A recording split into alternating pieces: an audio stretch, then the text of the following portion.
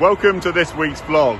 I know that some of you have already finished harvest in record early time, and there'll be many more that are hoping to finish in the next few days and in this good spell of weather that we're forecast.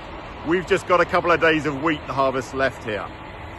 Yesterday was Farm 24 and BBC Farmwatch. Can I say thank you to everyone that got involved with promoting our industry, whether that be on the BBC doing interviews, across social media. A fantastic opportunity to show our customers what farming is all about and what we do over that 24-hour period. So thank you very much for getting involved. It really has been a great opportunity. I'm going to hand over now to Jamie Burrows, who's going to talk about what's happening up at Vivergo on the back of the US trade deal. Tom's asked me to mention to you what we got up to last week. I went to Hull to the Vivergo bioethanol plant to watch the last load of wheat being supplied by a merchant into the bioethanol plant there. Quite a poignant moment, really. The plant takes in the region of 800,000 tonne of wheat a year from farmers from North Midlands upwards. We think probably putting a price of around £15 a tonne on that market, which as it stands at the moment will disappear because the plant is due to close in the middle of August because of the UK-US trade deal. The amount of bioethanol that they produce there is exactly the same as the tariff-free bioethanol that will come in from the US. As the NFU, we have asked government to increase the amount of bioethanol in petrol to E15 or even E20, which would, if it's E20, double the amount of bioethanol used in cars on the road at the moment. In petrol engines, 85% of cars would use it without any problem, and that would be a really instant fix to mitigate the problem that government have forced upon Vivergo and Insys, the other bioethanol plant, and indeed us.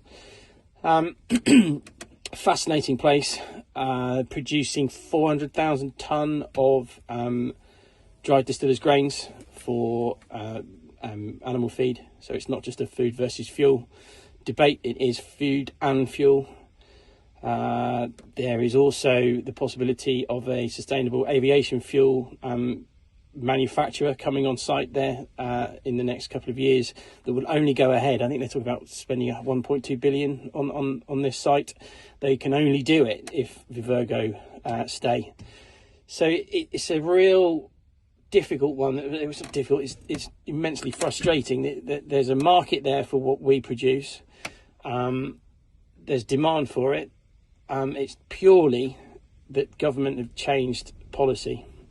And some of you might say, well, sounds like Vivergo have been in this position before, and perhaps they weren't in too healthy a financial position before. Having looked at it with them, the other two times they've struggled financially is actually because government policies changed before, and it's really snookered them. So we've lent our support to them, and hopefully, between us and them, we can keep lobbying government to get some sort of change. Yesterday we met with a delegation from the US, the National Association of State Departments of Agriculture, led by Ted McKinney. And we also had Will Sermon, our agricultural attaché for the US, on that visit. We compared notes on the US trade deal and what it meant for our access into the US beef market. It's fair to say that their beef market is incredibly tight at the moment with very little surplus. Although we all know the implication for these trade deals is not any individual deal, but it's the cumulative impact.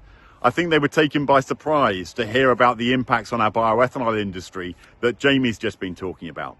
There was a very important conversation about vaccines. Now, we know what's going on with avian influenza, and that ultimately we're going to need a vaccine to really provide reliable control and mitigate the impacts and the risks from this disease. The US are one country which has used vaccines in the past as a trade barrier. And it was great to know that we're on the same page as NASDA when it comes to trying to promote the safe use of vaccines. If we're going to promote a science and evidence-based policy, then where we have a vaccine available, it's critical that that doesn't distort international trade. So a really important partner there in trying to move that conversation forwards at a global level. I also just want to promote our WhatsApp channel. Now, it's only been launched for just over a week, and we've already got over 1,100 sign-ups to that WhatsApp channel. It's only going to be for breaking news. It's not going to clog up your phone, but when something's going on that you need to know about, we really would value the opportunity to make sure you're on that channel so you know immediately what's happening. And finally, I just want to cover countryside stewardship agreements that are coming to an end at the end of this year.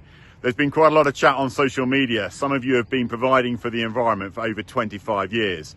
I can't believe that DEFRA and Secretary of State Steve Reed and Minister Daniel Zeichner want those environmental habitats to come to an end, but they've got to find a way of making the system work so that you continue providing that environmental habitat.